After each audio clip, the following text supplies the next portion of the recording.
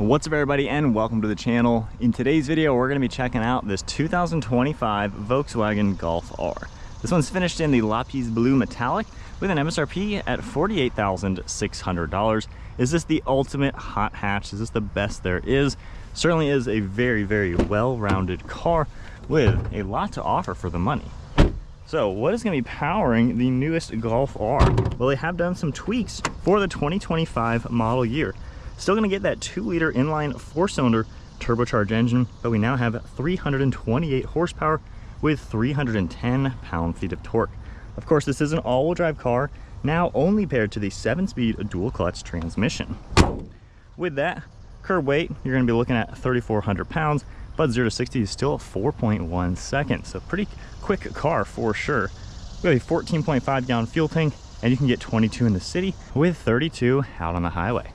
For the overall styling, as expected, the Golf R is a little subtle. It's definitely an understated style, very sleek and sophisticated for more of a mid-price point sporty car.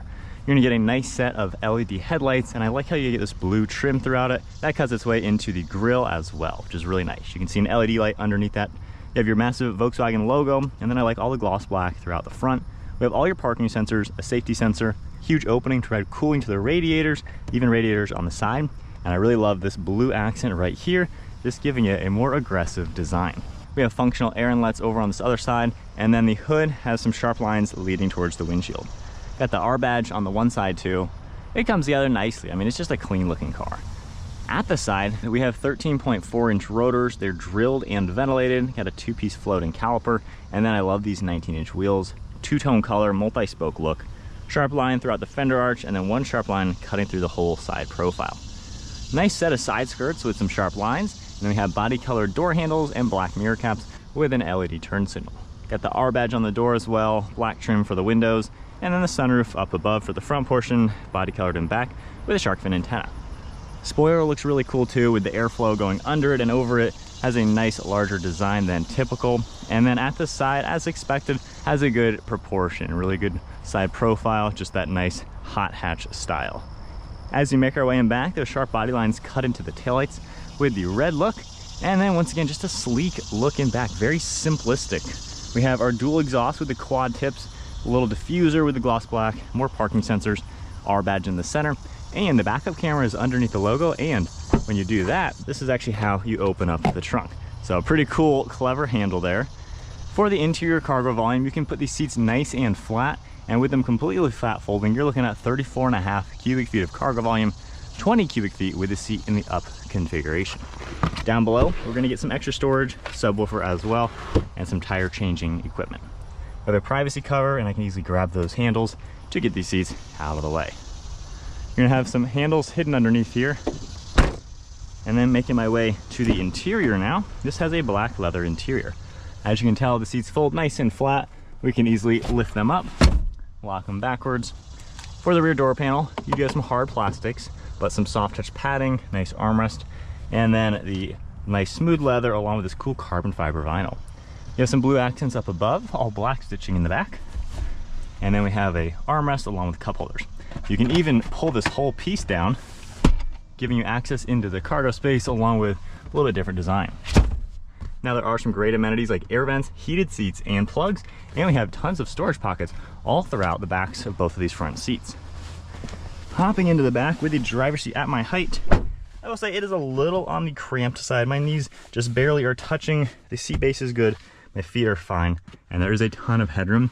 But the backrests, I will say, are a little straight up, so it's just a little cramped for my taste. Car seats are gonna fit, but be a little close to this right here, so it might be a little on the cramped side, but nonetheless, it's not a bad back seat, and you can see some of that ambient lighting. On our way to the front seat now, you have this smart key that you can easily lock and unlock it from the door, and then on the front door panels, we get more of a soft touch plastic, a textured plastic trim, you have your release handle, all of your basic controls, padding on the armrest once again. I even like how they've lined the cargo area with more carpeting. You're gonna get the aluminum sport pedals, and then all of your power controls right here on the seat with memory seating up above. Now for the front seats, we're gonna get the perforations all throughout it with the blue color. We have blue accents, and then I really like the carbon fiber vinyl. Nice design for the bolsters. You have your R logo, and these are single piece backs with more accents. So they're a very sporty, comfortable seat overall. And then hopping inside, foot on the brake. Let's fire it up. So you have this really cool looking steering wheel with the perforations on the side, flat bottom design, smooth leather, blue accents. On the left side, we have our R button you can toggle. It's gonna go into all the different drive modes. And then even in race, you now have drift.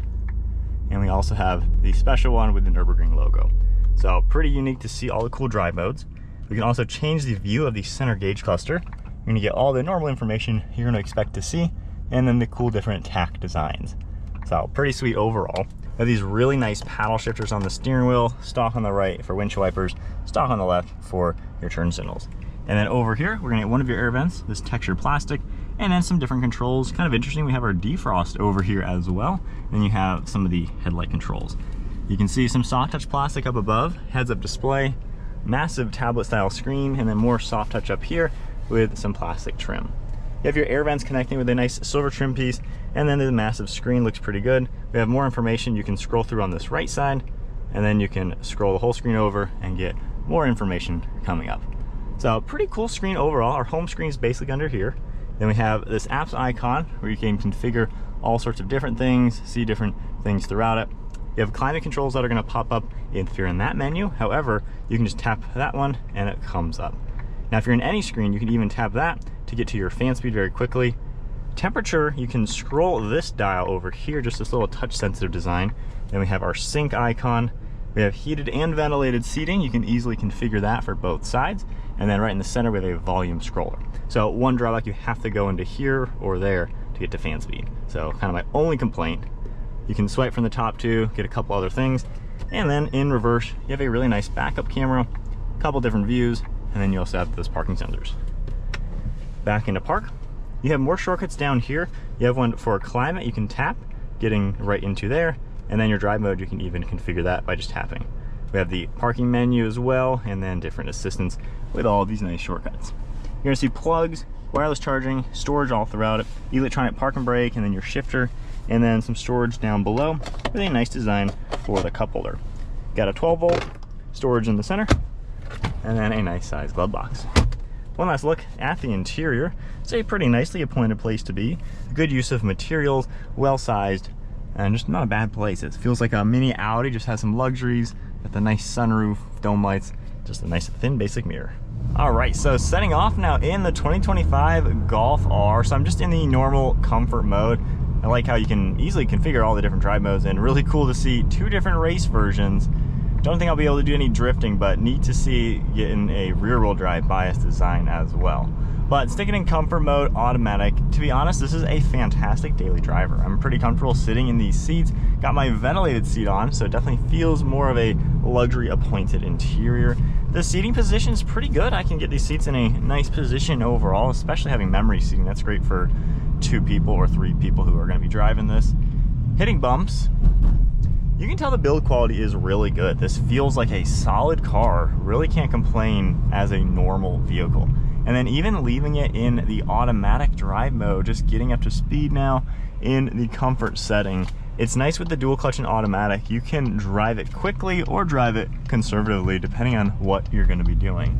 So just hitting it a little bit. Gets up to speed without even stressing. This is a peppy car for sure. Pretty good balance with the power you're gonna see, and having all-wheel drive along with a dual clutch, you know, it really gives you a lot of that feedback to make this a practical car and fun to drive in pretty much any circumstance. The fact that this is all-wheel drive is cool for snow or wet climate. So with that said, I like the big tack for sure. This one's cool as well. It's nice to toggle between the couple different views. But if we go into the drift mode, or let's do this one actually. So the Nürburgring race mode now. So the suspension is going to stiffen up. The steering is going to get a little bit heavier. Of course, the exhaust valve opens up and we're going to have a bit more drama to the car. I wouldn't say this is the most dramatic hot hatch though. All the others in this category, Civic Type R, Corolla, GR, you know, those are going to be a little bit more dramatic and exciting. This one's a little bit more laid back feeling just with its more luxury focused design. With that said though, it is a quick car. It's got a lot of power. It is super responsive. The brakes work really well as well. My one complaint, I think, is the steering.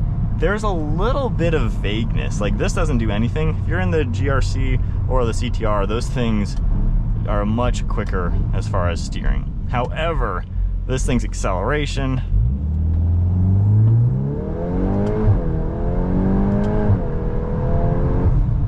I mean, this thing moves. It is responsive. The dual clutch is fantastic. This is kind of a powerhouse for being a 4-cylinder car. I just think my only complaint is it's not the best steering car. It handles great. It takes those turns really well, but the steering input to the driver, it just doesn't have that like race car feel. It's a bit on the lazy side as far as the steering response. So that's, I think, my only downside. Overall though, it's a fun car to drive. It's got a lot going for it. The drive modes definitely sharpen it up, but once again, it doesn't really get to that exciting level to where it feels crazy when you're in even this Nürburgring Drive Select. So it still is very well rounded, and overall, I mean, it definitely stays planted on the ground. Can't complain there. To have a dual clutch that is this snappy is pretty fun. No more manual though for 2025. But boy, does this carry its weight really well.